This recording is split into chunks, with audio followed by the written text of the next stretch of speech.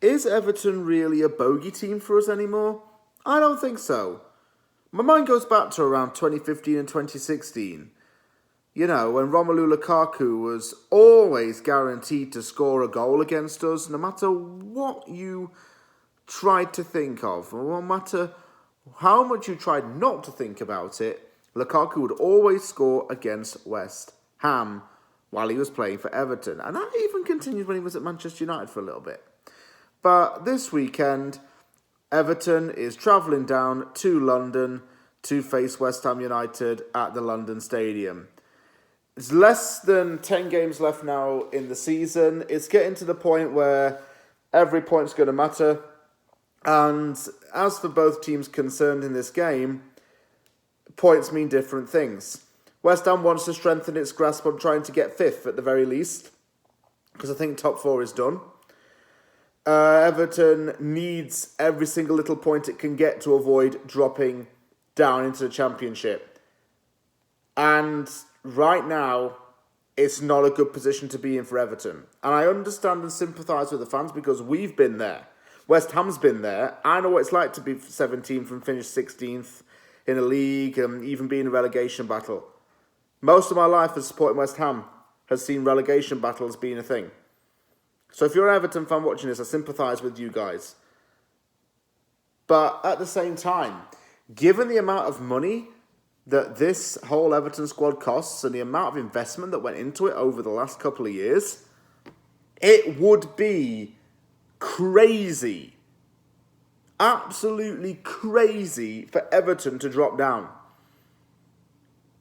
I don't know what else to describe it as, but it would just madness.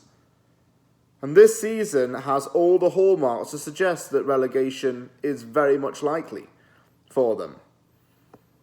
Let me talk about them in a nutshell to keep on track with my opposition and cover videos. Everton appointed Rafael Benitez over the summer. One major controversial move he made was to get rid of highly rated attacking midfielder James Rodriguez, as the pair had apparently fallen out. James was not keen on leaving Everton and has since admitted that he would go back to the club in a heartbeat if he were given a second chance. He has since moved over to Qatar to play for a club in the Middle East. Over the summer, Everton signed players very cheaply. They signed Andros Townsend, Damari Gray and Salomon Rondon for very measly fees. Two of those were free transfers and Damari Gray joined for 1.7 million. Very nominal, but those players seemed to have an effect. Nonetheless, Everton started off the season strongly, losing once in its opening 6 games. But from October the 2nd onwards, things have gone tragically wrong for them. Tragically wrong. October the 17th, West Ham went up there, beat them 1-0 thanks to a goal from Angelo Ogbonna. It's just gone really, really bad. Everton did not win until December the 6th with a 2-1 victory over Arsenal, in which Damari Gray scored with virtually the last kick of the game. And results just saw Everton decline to a relegation battle. Benitez's arrogance and lack of chemistry within that dressing room showed. And on January the 16th, Rafael Benitez, who formerly managed Liverpool and was seen as a very risky appointment anyway, he was sacked following a 2-1 defeat to relegation rivals Norwich City. Frank Lampard was appointed manager on January 31st and made some big money moves on the day that he was appointed, effectively.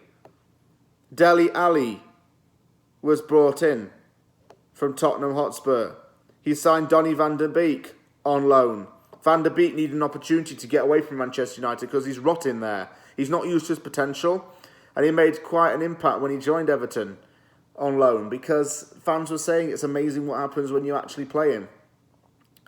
Despite Frank coming back and the sense of optimism around the club, he has been dealt some very unfair cards here. He's inherited a team that's very low in confidence. He's inherited players that aren't feeling themselves right now, and he's got to get that back quickly. All that he is focused on right now is, of course, staying up. That's the bottom line. Stay in the Premier League and then plan for the summer. But there's no real long-term planning right now for Everton, even with this new stadium move that's projected to happen, because it's got to think about staying in the Premier League first. If it can do that and Lampard can make the squad his own, then so be it. That'd be a really great thing for him to do. Everton's coming off the back of a 1-0 win over Newcastle United, so it needs to build on that.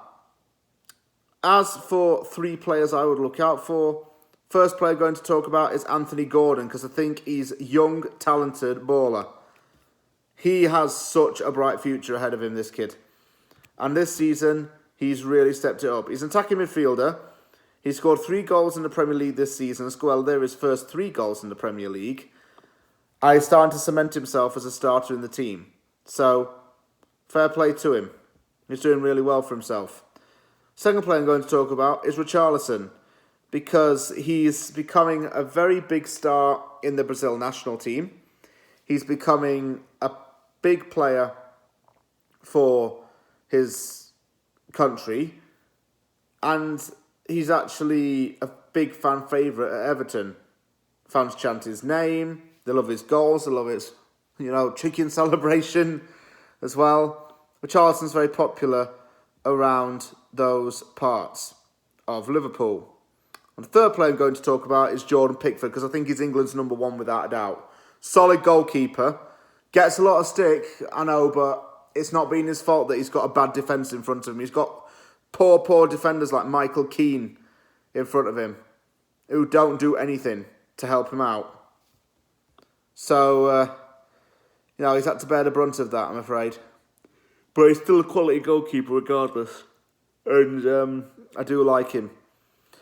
As for a player who played for both, well, Slaven Bilic, as we know, played infamously for both West Ham and Everton. Now, Bilic joined West Ham United from German side Karlsruhe in 1996 and stayed at West Ham until 1997, where he joined Everton and spent 2 years on Merseyside. He finished his career playing for the team he started with in his hometown team, Hajduk Split. Managed the Croatia under-21 team, Croatia as well. He has managed in Russia, Turkey. He managed West Ham United from 2015 to 2017 and was so loved by the West Ham fans. And yes, I do agree, he was thrown under the bus by the owners. But I still love him as a person. I'd welcome him back to West Ham at any time. He's also managed in the Middle East. He's managed West Bromwich Albion, and he recently managed Beijing Guang in China. My score prediction for this, I think we need to really beat Everton. Obviously, that goes without a shadow of a doubt, but they're so bad defensively. We have to cut through them.